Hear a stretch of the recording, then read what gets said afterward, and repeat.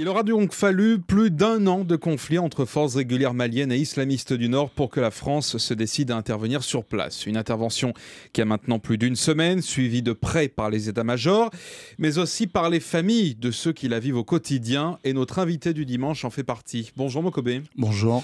Vous êtes l'un des membres fondateurs du groupe 113, l'un des plus célèbres groupes de rap français. On vous doit certains tubes, Les Princes de la Ville, Tonton du Bled, Jackpot 2000, et vous êtes malien d'origine. J'imagine que vous êtes régulièrement en contact avec vos proches sur place. Que vous racontent-ils de ce qu'ils vivent depuis le début des affrontements ? C'est vrai, je suis régulièrement sur place. Bon, là, ça va faire plus d'un an que je ne suis pas parti au Mali, mais j'ai des nouvelles régulièrement, tous les jours même. Et donc, la situation est quand même, à se dire, de plus en plus catastrophique au niveau des nouvelles. Il y a un an, ça commençait déjà à peser. Déjà, en fait, en vérité, soyons francs, disons que dès la mort de Kadhafi, le conflit en Libye, on a senti une certaine pression puisque les frontières du Mali étaient ouvertes et que pas mal de soldats qui avaient mené la guerre là-bas en Libye sont rentrés au Mali et se sont réfugiés au nord. Donc c'était les nouvelles qu'on avait. Après, je sais qu'il y a eu énormément de négociations, le Mali, parce que le Mali, en termes de démocratie, et on va dire quand même exemplaire, dans le sens où le Mali est une grande famille, on aime bien régler les histoires en discutant puisque tout le monde se connaît. Donc là, au début, c'est le dialogue qu'on privilégiait, qu'on voulait. Et finalement, ça a viré en conflit armé. Ça a viré en conflit, mais aujourd'hui, les proches avec lesquels vous correspondez, ils sont inquiets, ils ont peur ? Les proches, moi, ma famille, elle est du côté de Caille. Donc, en fait, elle suit les événements, mais ils ne sont pas encore touchés. Mais disons que même à travers les réseaux sociaux, tous les gens que je connais, même qui sont au Mali ou qui sont dans le Nord, sont vraiment inquiets. Ils sont à la fois inquiets et soulagés. Ils sont inquiets parce que, effectivement, les terroristes, moi j'appelle ça des terroristes, armés, sont toujours là et que même à travers les médias, on fait comprendre qu'ils sont vraiment armés et redoutables. Donc ça inquiète le peuple. Et d'un autre côté, le fait qu'il y ait eu cette intervention, ça a aussi soulagé le peuple. Et je pense que c'était vraiment le dernier recours. C'était vraiment le dernier recours. Et disons que l'intervention... Ça veut dire quoi ? Ça veut dire qu'aujourd'hui, l'intervention française, vous la soutenez, vous l'attendiez ? C'est pas que je l'attendais, puisque avant, on nous faisait comprendre que c'est l'Union africaine, justement, c'est-à-dire que l'armée africaine qui allait intervenir. On ne savait pas du tout que l'armée française allait vraiment taper du poing sur la table et dire c'est bon, on y va. Je m'y attendais pas du tout. Je m'attendais pas du tout. Il y a eu quelques signes dans des débats où on sentait François Hollande parler un peu du Mali et tout ça, mais je pensais que ça allait être plus un soutien politique, mais pas de terrain. Et maintenant qu'elle y est, depuis une semaine. Maintenant qu'elle y est, je peux qu'approuver cette qu'approuver cette décision, dans le sens où quand on appelle au Mali et qu'on leur demande, ils sont soulagés. Ils sont soulagés dans tous les sens du terme. Il n'y a personne qui dit non, mais qu'est-ce qu'ils font là, les soldats français, on n'en veut pas, c'est faux. C'est faux. Donc voilà, après, il y a des espèces de débats qu'on peut avoir sur le net avec des révolutionnaires de salon qui vont vous expliquer telle ou telle chose. Mais pour l'instant, le plus important pour moi, c'est de savoir si le peuple est content qu'il y ait cette intervention française, parce que et vous dites oui ce matin. Il se sentait menacé. Moi, je vous dis oui. Heureusement qu'il y a eu cette intervention. Alors, vous, Mokobé, il y a quelques années, avec Oumou Sangaré, vous aviez écrit une chanson dans le cadre du groupe 113, un manifeste pour défendre le Mali, ses valeurs, ses racines, et ça donnait ça. Je suis ni porte-parole ni un exemple, mais j'aime ma terre, donc je milite, je représente Mali. Le souvenir de nos absents, Mali. Le charme de l'accent de nos parents. Mali de Numbe Kawili, Mali te Jamana Langolo, Mali de Numbe Kabo, Mali te Jamana. Je suis ni porte-parole ni un exemple, mais j'aime ma terre, donc je milite. Chantez-vous Mokobé dans cette chanson. Parlons maintenant justement de votre militantisme. Comment faire quand on est artiste ici en France et que les membres de sa famille sont aujourd'hui dans un pays qui s'entre-déchire ? Qu'est-ce qu'on fait ? Qu'est-ce qu'on fait déjà ? Effectivement, moi je suis militant depuis très longtemps. Militant pourquoi? Parce que je suis sur le terrain, parce qu'en vérité, je suis militant par rapport à la communauté. Ça touche pas même que le Mali, ça peut être l'Afrique ou même, voilà, peu importe les origines, les cultures. Je suis pas un révolutionnaire de studio, je suis un homme de terrain. Vous faites quoi sur le terrain? Sur le terrain, par exemple, moi, je suis beaucoup je suis beaucoup là quand il y a des expulsions. Voilà, les expulsions. Voilà, ou les sans-papiers. Les sans-papiers, voilà, les sans-papiers. C'est des choses qui me touchent énormément.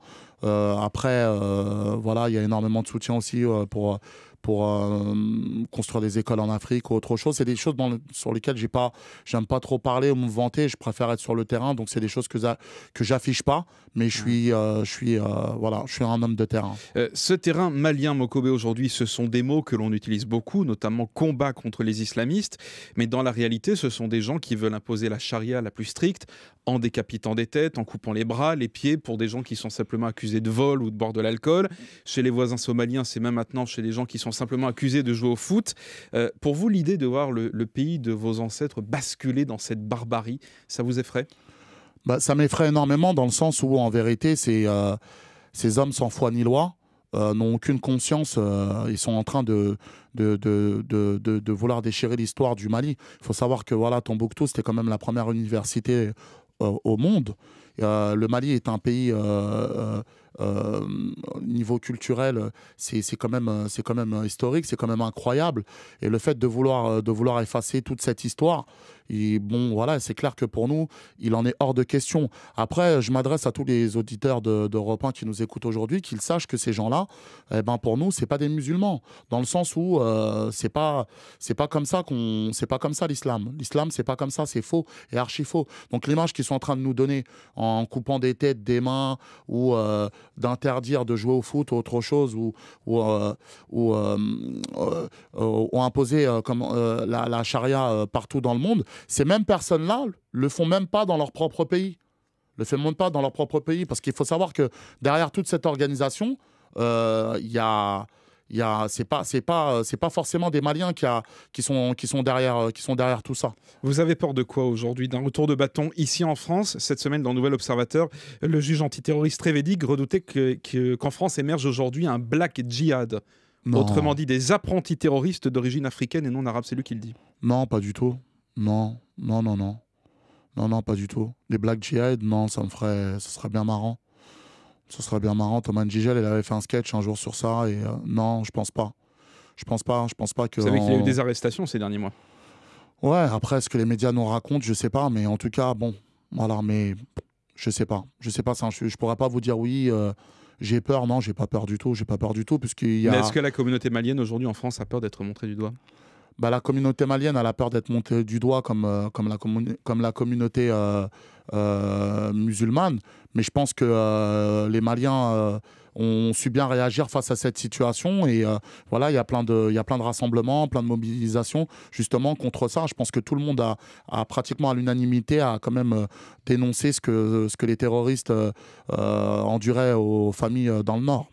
Alors vous, Mokobe, vous militez notamment sur votre compte Facebook, sur Twitter, vous mettez régulièrement à jour vos statuts et vous avez notamment écrit la semaine dernière que vous alliez rencontrer François Hollande. Oui. Où en êtes-vous?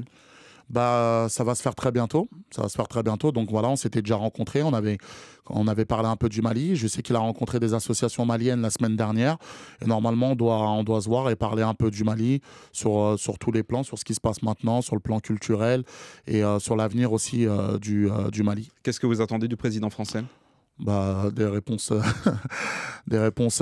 concrètes. Non, j'attends qu'on parle et qu'on avance parce que voilà, on est français. Je suis un Français. Oui, enfin c'est quand même le chef de guerre d'un pays qui a son armée présente au Mali aujourd'hui. Voilà. Donc vous attendez quoi de sa part? Moi, ce que j'attends de sa part, c'est que il y ait une vraie suite après. Qu'il y ait une vraie suite après, qu'il n'y ait pas malheureusement ce qui s'est passé en Libye. Voilà, parce qu'en Libye, il faut dire la vérité. Maintenant, le pays est dans le chaos complet. Et justement, c'est pas ce qu'on a envie de voir au Mali, ou c'est ce que j'ai envie de voir nulle part. Donc vous dites quoi? Les troupes françaises doivent intervenir et doivent repartir rapidement? Doivent intervenir, partir rapidement, c'est le temps qu'il nous le dira, parce que je veux dire, on ne sait pas combien de temps ça va durer, mais le fait qu'il soit déjà sur place et tout, moi j'aimerais saluer l'armée malienne, j'aimerais saluer toute l'armée africaine, et j'aimerais aussi saluer l'armée française et tous ceux qui vont se rejoindre justement pour pouvoir faire en sorte que le Mali retrouve son intégrité et la paix. Alors Mokobe, vous êtes d'origine malienne, mais vous êtes artiste avant tout. On a appris il y a quelques semaines que Virgin allait mettre peut-être la clé sous la porte. Parallèlement, la Fnac se met à vendre des machines à laver dans ses rayons. Ouais. Bref, le bien culturel ne vend plus. La mort aujourd'hui du physique, cela vous attriste ou pour vous c'est une évolution naturelle? Ça m'attriste énormément. C'est pour ça que même mercredi prochain, justement, j'ai rendez-vous à 18h devant le Virgin des Champs avec plusieurs artistes. Justement pour soutenir les employés de Virgin aussi, parce que c'est ça, parce que c'est la mort du disque aussi, mais c'est aussi 1000 personnes qui se retrouvent au chômage. Mais la mort du disque, elle est due à qui? Elle est due à... C'est pas à vos fans qui téléchargent? Malheureusement, il y a des fans qui téléchargent, il y a aussi des fans qui achètent. Mais bon, voilà, on va pas se mettre à leur faire la guerre. On va pas se mettre à leur faire la guerre. On peut en parler à travers les réseaux sociaux, leur expliquer que voilà, c'est important de pouvoir acheter parce que on est des artistes et tout, mais c'est un combat qui est quand même assez perdu d'avance parce que c'était quelque chose qu'il fallait prendre à la racine dès le début. Et voilà, nous, on militait depuis le début, on expliquait que le CD devait ne pas coûter cher. Et à l'époque, le CD, on avait des CD à 15 €, 16 €, 17 €. Donc c'est quoi? C'est vos maisons de disques qui à l'époque ne suivaient pas? C'est un peu tout le monde. C'est un peu la faute des maisons de disques. C'est la faute aussi à certains artistes qui font des albums et qui ont envie de le vendre cher pour pouvoir gagner plus d'argent ou autre. Donc c'est un peu tout le monde. Et aujourd'hui, effectivement, les gens consomment plus sur le net que dans les magasins. C'est le cas pour vos chansons à vous? C'est le cas pour mes chansons à moi, ouais. Et c'est le cas pour... moi, j'ai connu l'âge d'or de la musique avec 113 où voilà, on a vendu 3 millions de disques, on a eu les victoires de la musique et tout. Mais voilà, aujourd'hui, j'arrive Ça veut dire qu'aujourd'hui, la crise du disque vous touche aussi? Également 113. La crise du disque nous touche aussi comme elle touche Madonna. Ouais. Elle touche tout le monde. Elle touche Madonna et 113. Elle touche Madonna et 113, donc elle nous touche tous. Après, voilà, on arrive. Et vous comptez l'affronter comment? On compte l'affronter comment? Déjà en développant des choses à côté. C'est-à-dire que voilà, maintenant les artistes font beaucoup plus de concerts, beaucoup plus de même au niveau du merchandising. Voilà, on arrive à devenir des entrepreneurs. Moi, je suis là, j'ai ma boutique en ligne de t-shirts. Je vais sortir un parfum dans pas longtemps. Voilà, je fais ma musique. Là, j'ai sorti l'album d'un artiste qui s'appelle LECK qui est signé chez Believe et M6 et qui est numéro 1 sur iTunes et un peu partout. Donc voilà, ça se passe bien. Puis je prépare mon album solo. Il doit sortir quand l'album solo? L'album solo va sortir au mois d'octobre ou au mois de novembre, mais je balancerai 2-3 titres avant, mais je vous tiendrai au courant. On espère bien être les premiers, comme ça on les passera sur Europe 1. Avec plaisir. Merci Mokobe d'avoir été avec nous ce matin sur Europe 1. S'il y avait un mot à dire pour l'Afrique et pour le Mali en 2013, quel serait-il? Pour l'Afrique et pour le Mali et même pour le monde entier, on va dire la paix. Voilà. Merci Mokobe, bon dimanche. Merci.